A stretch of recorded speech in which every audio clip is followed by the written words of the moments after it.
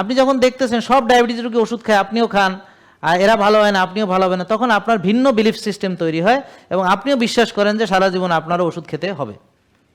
কি বোঝা গেল? এবং ডাক্তাররা আপনাদেরকে বারবার বুঝায় যে ওষুধ ছাড়া যাবে না, ওষুধ নিয়মিত খেতে হবে, ডায়াবেটিস কখনো ভালো হয় না, প্রেশার কখনো ভালো হয় না।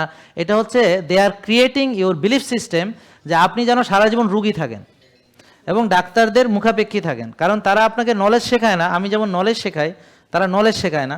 কিভাবে ডায়াবেটিস হলো শেখায় না, টাইপ 1 টাইপ 2 এর পার্থক্য শেখায় না, কিভাবে আমার টাইপ 2 না 1 বুঝবো সেই টেস্টগুলো, যেমন সিপেপটাইড। বেশিরভাগেরই ডায়াবেটিস কার কার আছে একটু হাত তুলেন যাদের ডায়াবেটিস আছে। তো যারা আপনাদের ডায়াবেটিস আছে তারা কি আপনারা জানেন আপনার হুমায়ের টেস্ট করাইছেন কখনো? জানেন? জানেন না। আপনি সিপেপটাইড জানেন? জানেন না। আপনার ইনসুলিন লেভেল জানেন? জানেন না। কি জানেন? চিনি জানেন, HbA1c জানেন, আর কিছু জানেন না। এবং কেন ডায়াবেটিস হয়েছে, কীভাবে হয়েছে তাও জানেন না, কীভাবে ভালো হবেন তাও জানেন না। এই জন্যে আপনারা রুগী। তো তাদের কাজ রুগী পোষা এবং আপনাদেরকে এনশিওর করা। তো আপনাদেরকে রুগী বানাতে ডাক্তারদেরও ভূমিকা আছে, তবে সবার আগে ভূমিকা আপনাদের নিজেদের।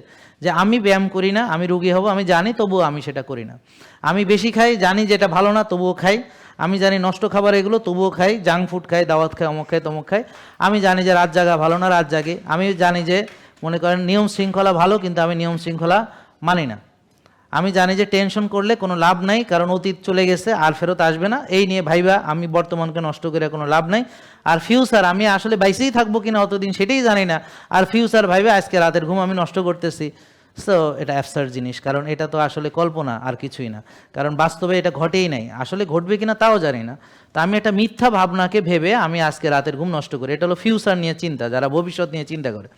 আর যারা অতীত নিয়ে ভাবে তারা হচ্ছে অতীতে যেতেও পারবে না, আর অতীতের ভুল শুধরানোর এখন সুযোগ নাই, আর অতীতের ঘটনাগুলো এখন পরিবর্তন করাও সম্ভব না, অলরেডি ওটা ঘটে গেছে। তো টাইম মেশিনও নাই। সো অতীত ভাইবা নিজের বর্তমানকে নষ্ট করা, ফিউচার ভাইবে নিজের বর্তমানকে নষ্ট করা অত্যন্ত বোকামি। সবাই আমরা জানি, বাট আমরা এই কাজটা করি কারণ এটা আমার হ্যাবিটে চলে আসছে, এটা আমার প্র্যাকটিসে চলে আসছে, এটা আমার ক্যারেক্টারের ভিতরে ঢুকে গেছে। কি বুঝতে পারছেন আপনারা নাকি?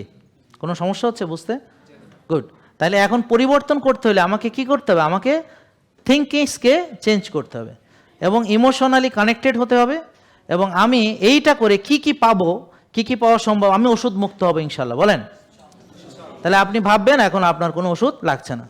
সো তখন আপনার কেমন লাগছে, ফিলিংসটা কেমন?